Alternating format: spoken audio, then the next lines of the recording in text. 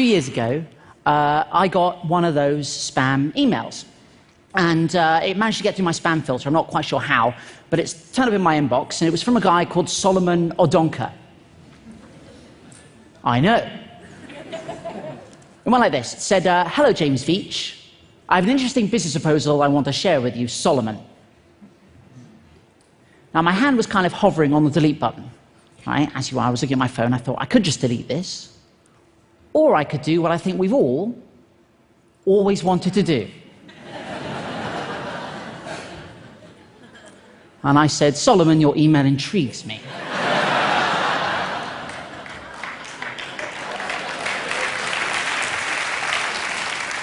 And the game was afoot. He said, Dear JamesVeitch, we shall be shipping gold to you. You will earn 10% of any gold you distribute. So I knew I was dealing with a professional.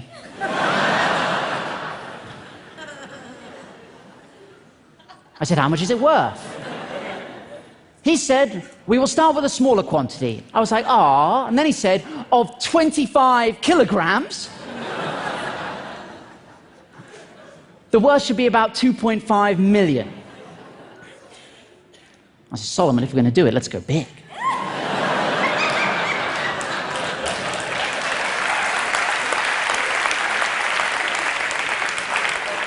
I can handle it. How much gold do you have? He said, it's not a matter of how much gold. How much is you're capable of handling?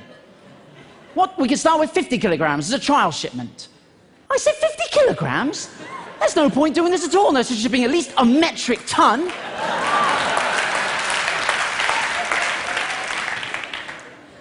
So what do you do for a living? I said, I'm a hedge fund executive bank manager.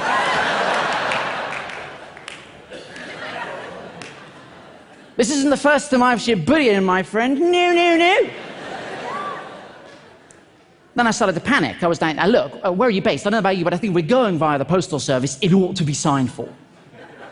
Right, that's a lot of gold. He said, oh, it will not be easy to convince my company to do a larger quantity shipment. And I said, Solomon, I'm completely with you on this one. I'm putting together a visual for you to take into the board meeting. Hold tight.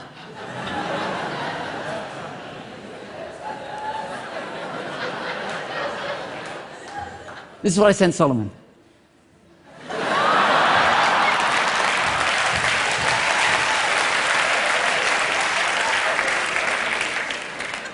I don't know if we have any statisticians in the house, but there's definitely something going on.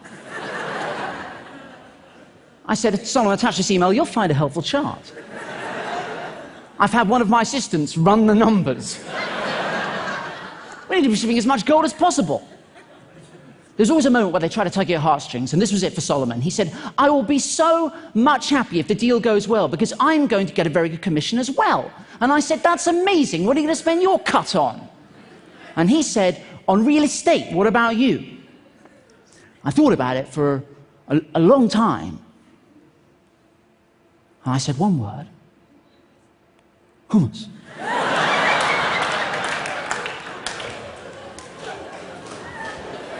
It's going places. I was in Sainsbury's the other day, and there are like 30 different varieties. Also, you can cut up carrots, and you can dip them. Have you ever done that? Solomon! He said, I have to go to bed now.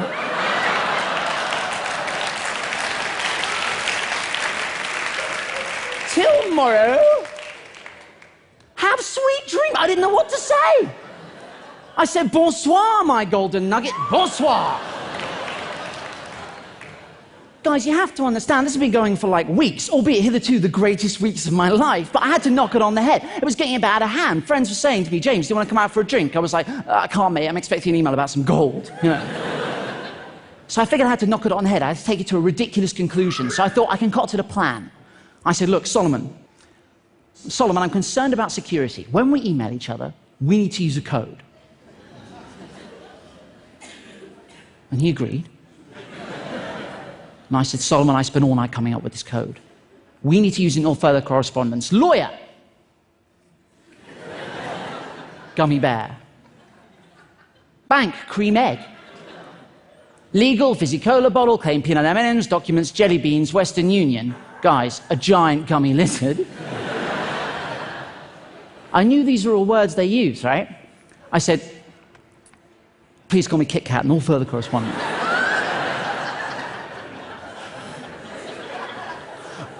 I didn't hear back. I thought, I've gone too far. I've gone too far. So I had to backpedal a little bit. I said, look, Solomon, is the deal still on? Kit Kat. Because you have to be consistent. Then I did get an email back from him. He said, the business is on, I'm trying, blah, blah, blah, blah, blah. I said, dude, you have to use the code.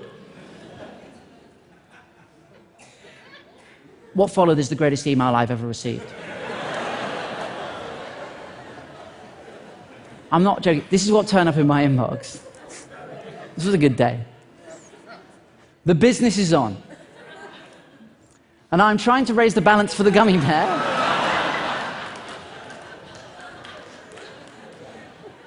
So he can submit all the needed fizzy cola bottle jelly beans to the cream egg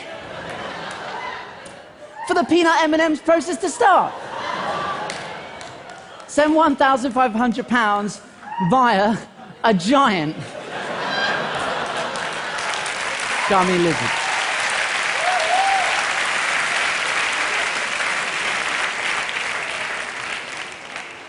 And that was so much fun, right, that it got me thinking, like, what would happen if I just spent as much time as I could replying to as many scam emails as I could?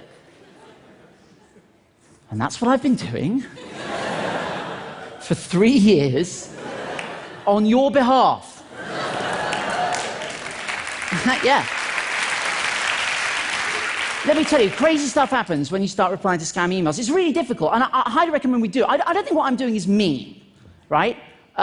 You know, there are a lot of people out there who do mean things to scammers. I don't think what I'm doing, all I think I'm doing is wasting their time. Right? And I think any time they're spending with me is time they're not spending scamming vulnerable adults out of their savings, right? If you're going to do this, and I highly recommend you do, get yourself a pseudonymous email address. Don't use your own email address, because that's exactly what I was doing at the start, and it was a nightmare. Because, you know, I'd wake up in the morning and have like 1,000 emails about penis enlargements, you know, only one of which was a legitimate response to a medical question. But I tell you what, though, guys, I tell you what, any day is a good day. Any day is a good day if you receive an email that begins like this. I am Winnie Mandela, the second wife of Nelson Mandela, the former South African president. I was like, oh, that Winnie Mandela. I know so many. I need to transfer $45 million out of the country because of my husband Nelson's health condition. Let that sink in. She sent me this, which is hysterical. And this looks fairly legitimate. This is a letter of authorization, but to be honest, if there's nothing written on it, it's just a shape. I said, Winnie, I'm really sorry to hear of this. Given that Nelson died 3 months ago, I describe his health condition as...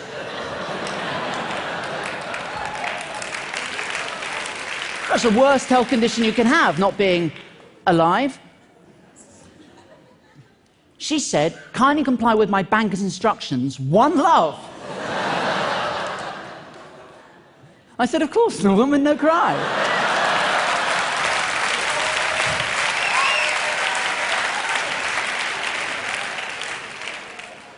She said, my banker would need transfer of $3,000. One love. I said, no problemo. I shot the sheriff.